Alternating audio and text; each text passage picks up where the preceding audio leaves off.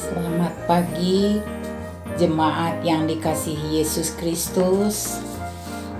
Saya mewakili guru-guru sekolah minggu GKI Pasir Kaliki mengajak putra, putri, cucu, bapak dan ibu usia balita sampai kelas 8 untuk bergabung dalam kebaktian sekolah minggu yang diadakan tiap hari Minggu dengan pembagian kelas sebagai berikut.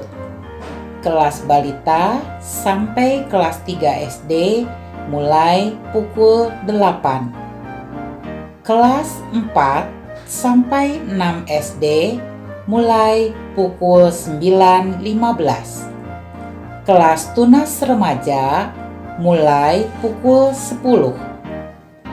Demikianlah informasi dari Sekolah Minggu GKI Pasir Kaliki.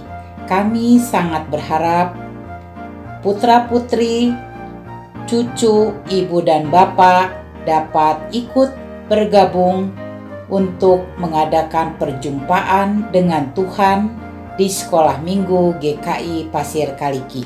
Selamat beribadah. Hai teman-teman, sebentar lagi Paskah. Ayo kita buat video persembahan Paskah untuk memperingati kebangkitan Tuhan Yesus. Boleh bernyanyi, boleh menari, atau membuat hiasan, membuat gambar, boleh. Atau mau berpuisi, mau berdoa, mau bercerita, juga oke. Posisi kamera landscape selama 1 menit. Semangat!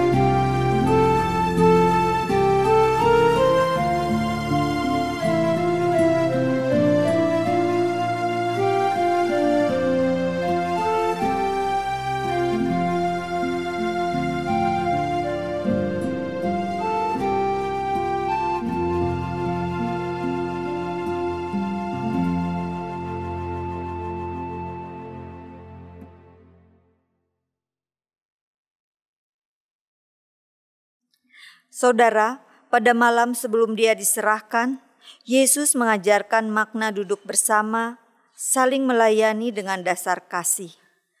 Tindakan kerendahan hati dengan melakukan pembasuhan kaki para murid mengajak kita untuk menyadari keberadaan diri kita. Semua sama, harus saling melayani, saling mengasihi. Inilah makna Kamis Putih.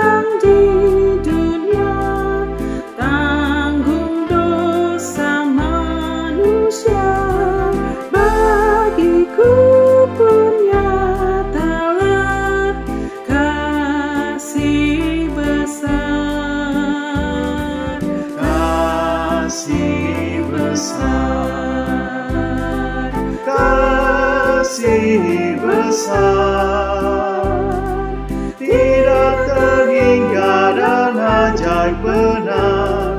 Kasih besar.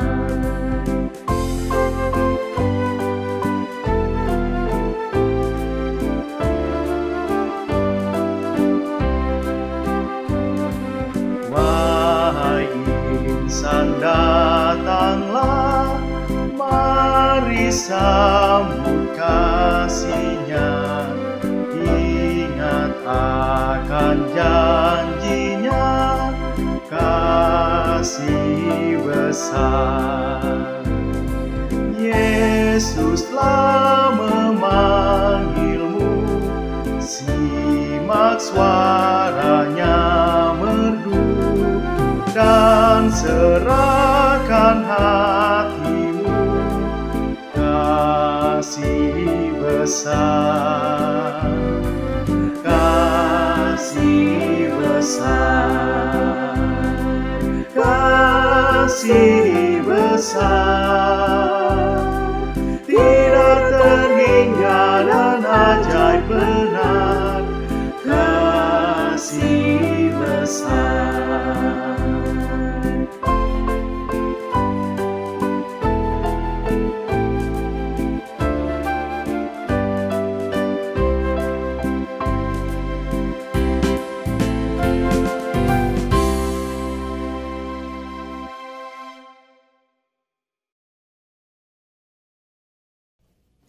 Ibadah ini berlangsung dalam nama Bapa, Putra, dan Roh Kudus.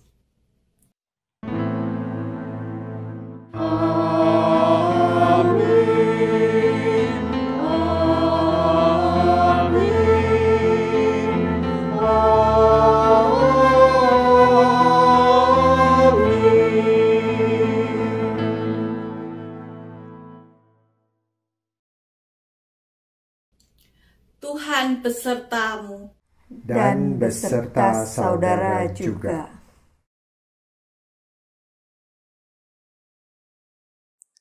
Kamis Putih merupakan bagian dari perenungan kita untuk melihat teladan Tuhan Yesus yang rendah hati.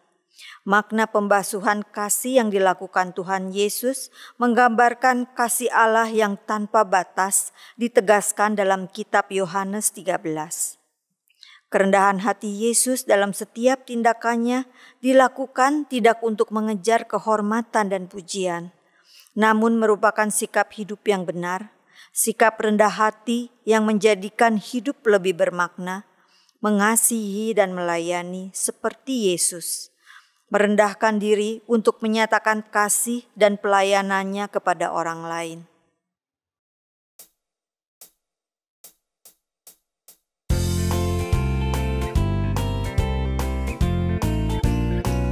Ada yang tanya kepadaku, siapa Yesus yang jadi junjunganku?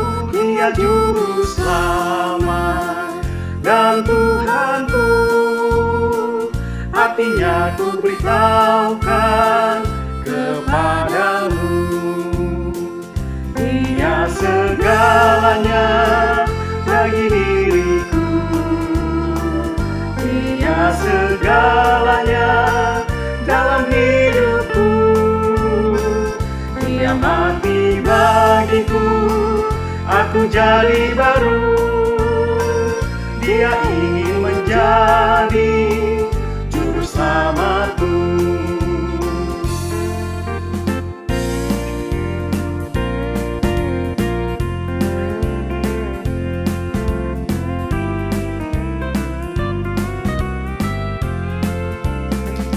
Ada yang tanya kepadaku, siapa Yesus yang jadi junjunganku? Dia juru selamat dan Tuhanku. Artinya ku beritahukan kepadamu. Dia segalanya bagi diriku. Dia segalanya dalam hidupku. Dia mati bagiku, aku jadi baru. Dia ingin menjadi juru selamatku.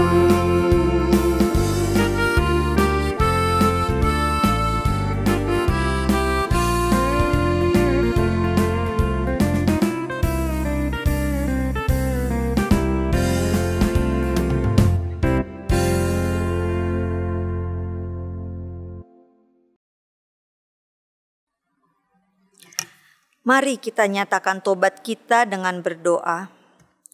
Ya Tuhan, ampuni kami jika kami lebih suka dilayani daripada melayani. Ampuni kami jika kami ingin dihargai, diperhatikan, tetapi kami mengecilkan orang lain. Ya Kristus, ampuni dan kasihani kami. Amin. Amin.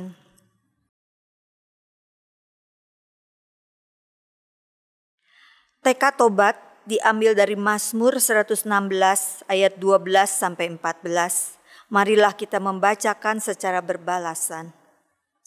Bagaimana akan kubalas kepada Tuhan segala kebajikannya kepadaku? Aku akan mengangkat piala keselamatan dan akan menyerukan nama Tuhan. Akan membayar nasarku kepada Tuhan di depan seluruh umat-Nya.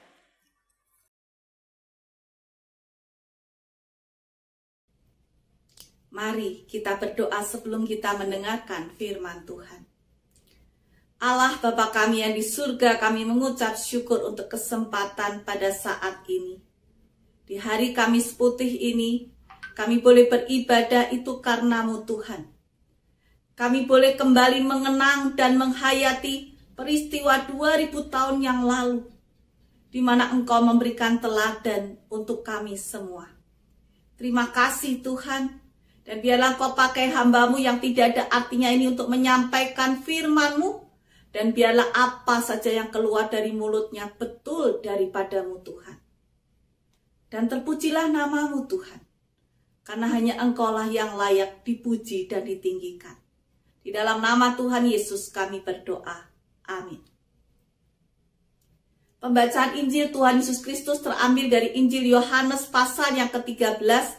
Ayat pertama sampai dengan ayat ke-17, dilanjutkan ayat 31 sampai dengan ayatnya ke-35.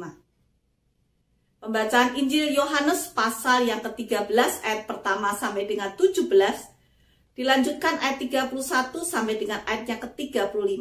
Demikian. Sementara itu, sebelum hari raya Paskah mulai, Yesus telah tahu bahwa saatnya sudah tiba untuk beralih dari dunia ini kepada Bapa. Sama seperti Ia senantiasa mengasihi murid-Nya, demikianlah sekarang Ia mengasihi mereka sampai kepada kesudahannya. Mereka sedang makan bersama dan iblis telah membisikkan rencana dalam hati Yudas Iskariot, anak Simon, untuk mengkhianati Dia. Yesus tahu bahwa Bapanya telah menyerahkan segala sesuatu kepadanya, dan bahwa Ia datang dari Allah dan kembali kepada Allah. Lalu bangunlah Yesus dan menanggalkan jubahnya. Ia mengambil sehelai kain lenan dan mengikatkannya pada pinggangnya. Kemudian ia menuangkan air ke dalam sebuah basi dan mulai membasuh kaki murid-muridnya, lalu menyekanya dengan kain yang terikat pada pinggangnya itu. Maka sampailah ia kepada Simon Petrus, kata Petrus kepadanya, "Tuhan, engkau hendak membasuh kakiku?" Jawab Yesus kepadanya, "Apa yang kuperbuat, engkau tidak tahu sekarang, tetapi engkau akan mengertinya kelak." Kata Petrus kepadanya, "Engkau tidak akan membasuh kakiku sampai selama-lamanya." Jawab Yesus, "Jikalau aku tidak membasuh engkau, engkau tidak mendapat bagian dalam aku." Kata Simon Petrus kepadanya, "Tuhan, jangan hanya kakiku saja, tetapi juga tangan dan kepalaku." Kata Petrus kepadanya, "Barang siapa telah mandi, ia tidak usah membasuh diri lagi, selain membasuh kakinya. Karena ia sudah bersih seluruhnya, juga kamu sudah bersih, hanya tidak semua." Sebab ia tahu siapa yang akan menyerahkan dia. Karena itu ia berkata, "Tidak semua kamu bersih." Sesudah ia membasuh kaki mereka, ia mengenakan pakaiannya dan kembali ke tempatnya. Lalu ia berkata kepada mereka, "Mengertikah kamu apa yang telah kuperbuat kepadamu? Kamu menyebut aku guru dan Tuhan, dan katamu itu tepat. Sebab memang akulah guru dan Tuhan. Jadi jikalau aku membasuh kakimu, aku yang adalah Tuhan dan gurumu, maka kamu pun wajib saling membasuh kakimu. Sebab aku telah memberikan suatu teladan kepada kamu, supaya kamu juga berbuat sama, seperti yang telah kuperbuat kepadamu. Aku berkata kepadamu, sesungguhnya seorang hamba tidaklah lebih tinggi daripada tuannya, ataupun seorang utusan daripada dia yang mengutusnya. Jikalau kamu tahu semua ini, maka berbahagialah kamu jika kamu melakukannya." Sesudah Yudas pergi, berkatalah Yesus, "Sekarang anak manusia dipermuliakan dan Allah dipermuliakan di dalam dia. Jikalau Allah dipermuliakan di dalam dia, Allah akan mempermuliakan dia juga di dalam dirinya dan akan mempermuliakan dia dengan segera. Hai anak-anakku, hanya seketika saja lagi aku ada bersama kamu. Kamu akan mencari aku, dan seperti yang telah kukatakan kepada orang-orang Yahudi, ke tempat aku pergi, tidak mungkin kamu datang. Demikian pula aku mengatakannya sekarang juga kepada kamu. Aku memberikan perintah baru kepada kamu, yaitu supaya kamu saling mengasihi, sama seperti aku telah mengasihi kamu. Demikian pula kamu harus saling mengasihi. Dengan demikian semua orang akan tahu bahwa kamu adalah murid-muridku, yaitu jikalau kamu saling mengasihi." Demikianlah firman Tuhan. Berbahagialah kita yang mendengar dan yang memeliharanya. Hosana. Hosana, Hosana, Hosana.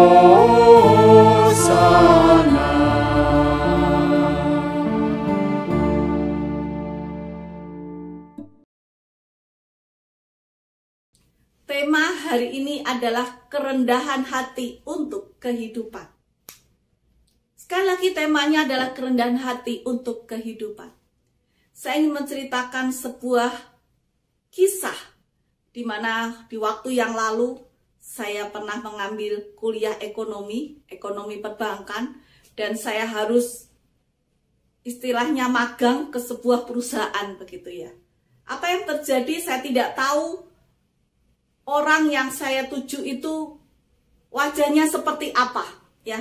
Saya punya bekal nama, dan nama itu harus saya temui untuk saya meminta kesediaannya saya boleh bekerja magang di sana. Lalu dengan bekal yang saya miliki, saya bertemu dengan orang-orang di perusahaan itu begitu ya. Dan ketika saya melihat perusahaan itu cukup ramai, banyak orang lalu lalang, dan saya melihat ada seseorang sedang mencuci mobil, ya. Bapak-bapak ini mencuci mobil dan wajahnya kelihatan wajah yang ramah, sehingga saya berani untuk mendekatinya. Lalu saya tanya, Pak, maaf Pak, saya mau tanya nih, saya mau ketemu dengan Bapak ini. Bisakah Bapak menunjukkan orangnya yang mana? Terus si Bapak itu mengatakan, oh, adik ada urusan apa mau ketemu sama orang itu? Lalu saya menceritakan bahwa saya ingin mengajukan diri saya untuk saya boleh magang di tempat itu. Lalu si Bapak itu berkata, oh, tunggu dulu ya Dek ya. Adik masuk ke ruangan itu, nanti tunggu. Nanti saya akan panggilkan Bapak itu. Lalu saya menurut kata-kata tersebut. Saya masuk ke ruang tunggu, saya tunggu siapa orang yang akan menemui saya tersebut. Lalu tak lama kemudian sekretaris muncul dan berkata, oh Bu, tadi Bapak mengatakan bahwa Ibu diminta untuk menunggu di ruang direktur saja. Lalu saya masuk, saya menunggu di ruang direktur. Tak lama kemudian pintu terbuka. Dan apa yang terjadi? Saya kaget luar biasa karena ternyata Bapak direktur itu adalah orang yang mencuci mobil itu sendiri. Dan dengan ekspresi saya yang melongo itu dia tertawa. Dia berkata, nggak nyangka ya katanya. Saya berkata, iya Pak, saya tidak menyangka bahwa Bapak mencuci mobil Bapak sendiri. Lalu apa yang dia ceritakan? Iya, saya mencuci mobil saya sendiri karena supir saya sedang sakit. Dan saya tidak tega untuk meminta karyawan saya yang lain untuk melakukan mencuci mobil. Jadi saya pikir tidak apa-apa untuk saya mencuci mobil saya sendiri. Apa yang dia tunjukkan dari tindakan itu adalah bukti kerendahan hati. Dan ketika saya magang di perusahaan itu benar. Cerita-cerita dari karyawan yang mengatakan bahwa Bapak direktur itu adalah pribadi yang rendah hati. Dan ketika Bapak itu memberikan teladan kerendahan hati, maka situasi di kantor pun juga orang-orang yang bekerja menunjukkan nilai-nilai kerendahan hati. Di dalam firman Tuhan Efesus 4 ayat 2 berkata demikian, hendaklah kamu selalu rendah hati, lemah lembut dan sabar. Tunjukkanlah kasihmu dalam hal saling membantu. Firman Tuhan mengingatkan bukan waktu-waktu saja, bukan sesaat saja sikap rendah hati itu, tetapi dikatakan selalu. Budaya untuk mencuci kaki itu bukan hanya ada di saat Tuhan Yesus hidup. Bahkan di dalam perjanjian lama, budaya membasuh kaki itu sudah ada. Apa yang terjadi? Ketika tuan rumah mendapat tamu, maka tuan rumah menyediakan air untuk sang tamu itu bisa mencuci kakinya sendiri, atau tuan rumah itu memanggil hambanya untuk mencucikan kaki dari si tamu tersebut. Ya, itu sudah ada dalam budaya yang lama. Dan budaya itu Tuhan gunakan untuk mengajarkan tentang keteladanan. Saat itu Yesus tahu waktunya sudah tidak lama lagi, tinggal sedikit lagi. Waktu ia akan harus meminum cawan penderitaan, cawan salib, cawan kematian itu. Dan waktu itu ia gunakan dengan sebaik mungkin. Apa yang hendak ia wariskan, apa yang hendak ia teladankan, kenangan apa yang ia ingin tinggalkan yang begitu membekas di hati dan pikiran para murid. Dan ia teringat akan budaya Israel itu dan ia gunakan. Sekali lagi yang membasuh kaki adalah hamba. Tetapi Tuhan mau mengambil posisi hamba itu. Dan ia mau melakukannya. Ia yang guru dan Tuhan, ia mau membasuh kaki para muridnya. Termasuk Petrus dan juga termasuk Yudas. Semua ia lakukan dengan tujuan agar para murid tahu Tuhan ingin mereka melakukannya. Saling membasuh kaki, meninggalkan keteladanan rendah hati, saling mengasihi, saling melayani. Dan Tuhan juga menyampaikan, ketika para murid itu teringat akan kenangan itu, biarlah kenangan itu bukan hanya sekedar kenangan, tetapi dilakukan. Dan identitas murid Tuhan Yesus adalah sekali lagi saling mengasihi. apapun yang terjadi, karakter apapun adalah saling mengasihi. Itu adalah identitas murid Tuhan Yesus. Itu adalah identitas kekristenan. Dan oleh karena itu, kerendahan hati adalah sesuatu hal yang penting. Sekali lagi, kerendahan hati adalah sesuatu hal yang sangat penting. Sehingga Tuhan bukan hanya mengatakan, tetapi mencontohkan, memberikan keteladanan. Kerendahan hati adalah keadaan hati yang Tuhan ingin kita manusia, para muridnya, anak-anak Tuhan, hambanya miliki. Manusia ciptaan yang Dia kasihi, sekali lagi Tuhan ingin kita untuk memiliki kerendahan hati.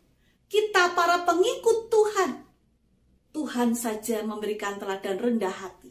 Oleh karena itu kita mengikuti keteladanannya. Jikalau kita kemudian memilih hal yang sebaliknya, kita menjadi sombong, saya mau ingatkan, kesombongan itu berarti kita sadar tidak sadar kita sedang mengikuti bapa yang lain. Bukan bapa yang di surga, tetapi bapa yang di neraka, yaitu Lucifer. Saya membacakan bagian Yesaya 14 ayat 12 sampai dengan ayatnya ke-15. Wah, engkau sudah jatuh dari langit, hai bintang timur, putra fajar. Engkau sudah dipecahkan dan jatuh ke bumi, hai yang mengalahkan bangsa-bangsa. Engkau yang tadinya berkata dalam hatimu, aku hendak ke langit, aku hendak mendirikan tahtaku mengatasi bintang-bintang Allah, dan aku hendak duduk di atas bukit pertemuan, jauh di sebelah utara. Aku hendak naik mengatasi ketinggian awan-awan, hendak menyamai yang maha tinggi. Sebaliknya ke dalam dunia orang mati, engkau diturunkan ke tempat yang paling dalam di liang kubur. Artinya apa? Lucifer adalah bapa yang jatuh di dalam kesombongan. Bapa iblis adalah sifatnya kesombongan. Kita tidak mau mengikutinya. Ada dua pilihan dan tidak ada yang di tengah-tengah. Mau menjadi rendah hati atau jadi sombong. Mau ikut Tuhan Yesus atau mau ikut setan. Ya. Nah, berikutnya. Hai manusia, telah diberitahukan kepadamu apa yang baik dan apakah yang dituntut Tuhan daripadamu. Selain berlaku adil, mencintai kesetiaan, dan hidup dengan rendah hati di hadapan Allahmu. Dan sekali lagi yang dituntut adalah rendah hati. Yang kedua, kerendahan hati membuat kita menjadi orang yang tahu diri. Siapa diri kita sebenarnya. Kita tidak bawa apa-apa ke dunia ini. Mati juga tidak bawa apa-apa. Jadi kita itu sebetulnya hanya membawa hati hamba selama di dunia. Yang ketiga, kerendahan hati membuat kita bisa ditegur ketika kita salah. Kita bisa mengakui bahwa kita bukanlah orang yang sempurna. Dan oleh karena itu, bagaimana kita menjadi orang yang rendah hati? Yang pertama, stop menceritakan, memamerkan kelebihan diri kita, kehebatan kita, apa yang kita miliki. Jangan menganggap diri kita penting. Jangan minta orang lain selalu menghargai kita. Tapi mari kita belajar menghargai orang lain. Kita berempati, kita mau menolong orang lain, kita berbela rasa dengan orang lain. Yang kedua, jika terlintas pikiran betapa kita hebat, hati-hati, kita mudah jatuh dalam dosa kesombongan. Jemaat, simpatisan, aktivis, penatua, pendeta tidak kebal dengan dosa itu. Oleh karena itu, ketika terlintas pikiran itu, apa yang kita lakukan? Stop, kita buang, kita pikir, kita diingatkan, kita tanah. Apa yang kita bisa banggakan dari tanah? Tidak ada. Mari kita menjadi orang yang rendah hati. Dan yang ketiga, melihat orang lain dengan pandangan yang berbela rasa. Kita mengasihi, kita mau menolong orang lain. Kita mau menyatakan cinta kasih Allah. Seperti firman Tuhan katakan, jangan kita juga menghakimi orang lain. Kita melihatnya sebagai seseorang yang kita kasihi. Dan oleh karena itu sekali lagi Amsal 22 ayat 4 berkata, ganjaran kerendahan hati dan takut akan Tuhan ialah kekayaan, kehormatan, dan kehidupan. Selamat menjadi orang yang rendah hati. Tuhan memberkati kita. Amin.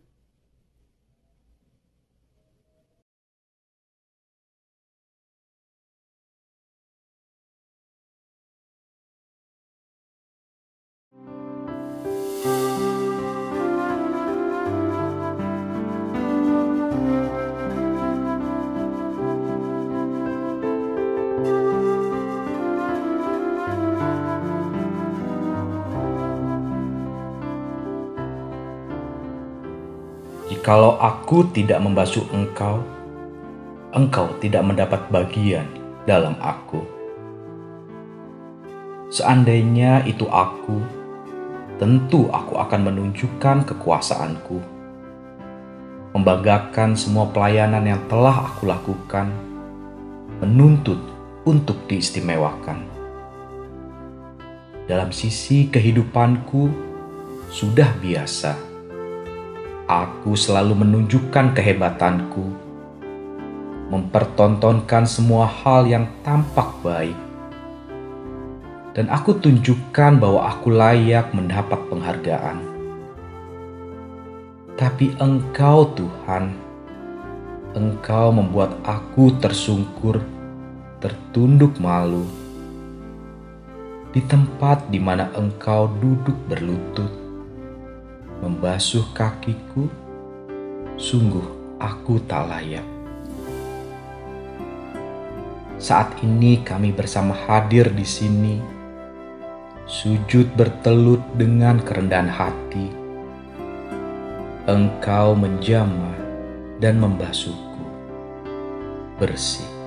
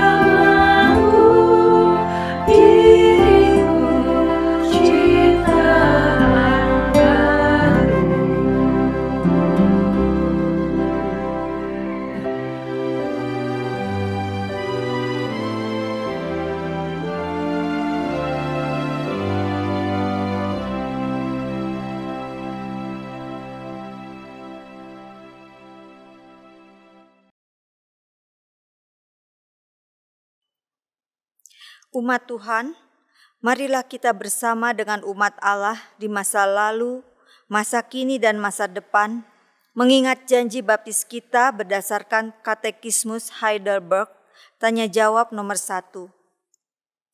Apakah penghiburan kita satu-satunya baik dalam hidup maupun mati? Aku bukanlah milikku sendiri, melainkan tubuh dan jiwa dalam hidup dan mati milik Juru Selamat Yesus Kristus. Kristus telah membayar lunas semua dosaku dengan darah-Nya yang kudus dan membebaskan aku dari semua kuasa jahat.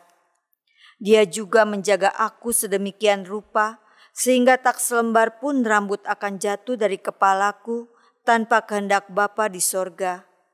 Segala perkara berjalan untuk keselamatanku, karena aku adalah milik Dia, Kristus. Oleh Roh Kudus-Nya menjamin aku kepada kehidupan kekal dan membuat aku dengan sepenuh hati rela dan siap sejak kini hidup baginya. Amin. Mari kita berdoa. Allah Bapa kami yang di surga, kami mengucap syukur untuk kesempatan hari ini kami boleh beribadah, mengenang akan teladan-Mu Tuhan di hari Kamis putih ini Tuhan. Tuhan, Engkau yang Allah, Engkau yang adalah Juru Selamat kami, Engkau yang adalah Guru, tapi Engkau mau membasuh kaki para murid-Mu. Ya Tuhan, biarlah teladan kasih-Mu, bukan hanya kami mampu mengenangnya, tetapi Tuhan tolong kami untuk kami mampu melakukan di dalam kehidupan kami sehari-hari. Kami boleh diajarkan untuk saling mengasihi, saling mengampuni, dan biarlah nama Tuhan yang dipermuliakan.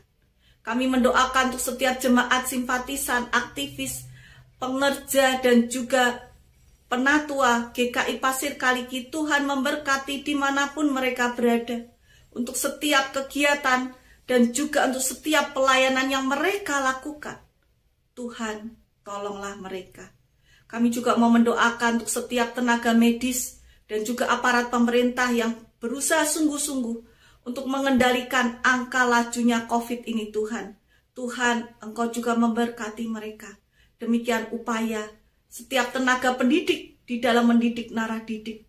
Tuhan berkati, demikian pula untuk setiap pekerja yang sungguh-sungguh mereka bekerja untuk mendapatkan nafkah bagi keluarganya. Tuhan juga berkati, demikian juga ibu rumah tangga. Orang-orang yang mencari pekerjaan, Tuhan tolonglah mereka. Demikian pula bagi keluarga yang menginginkan buah hati, Tuhan juga berkati mereka. Tuhan, masih banyak permohonan yang kami panjatkan kehadirat-Mu Tuhan.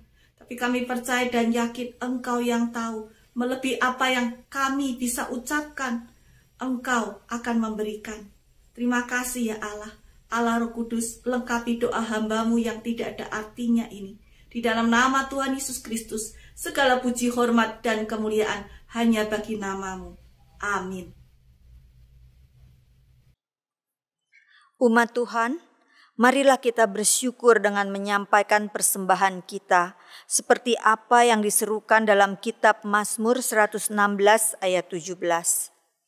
Aku akan mempersembahkan korban syukur kepadamu dan akan menyerukan nama Tuhan. Persembahan dapat disampaikan dengan cara mengirimkannya melalui nomor rekening GKI Pasir Kaliki atau dengan memindai QR Code yang telah tersedia. Bagi jemaat yang telah mempersiapkan persembahan dalam bentuk uang tunai, dapat memasukkannya ke dalam amplop serta menghubungi tata usaha gereja atau penatua agar persembahannya dapat diambil ke tempat.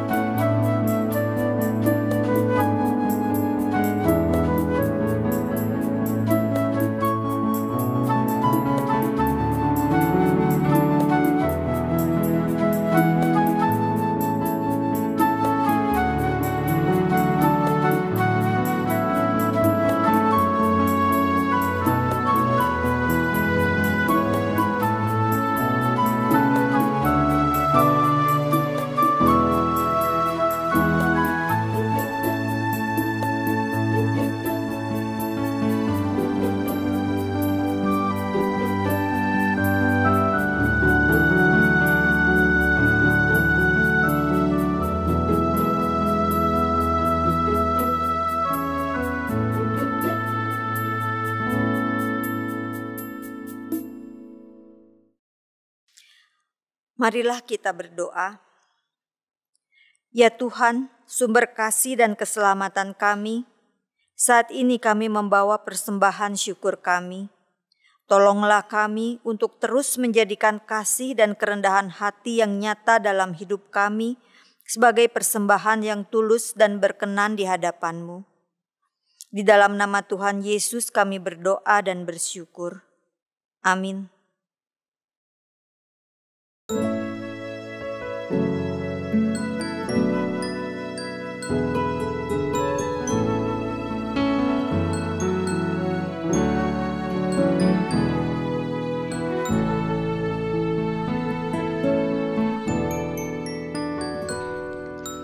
Makin serupa Yesus Tuhanku, inilah sungguh kerinduanku. Makin bersabar, lembut dan merendah, makin setia dan rajin bekerja. Ya Tuhanku, ku berikan padamu hidup penuh dan hatiku segenap. Hapuskanlah semua dosaku, jadikanlah ku milikmu tetap.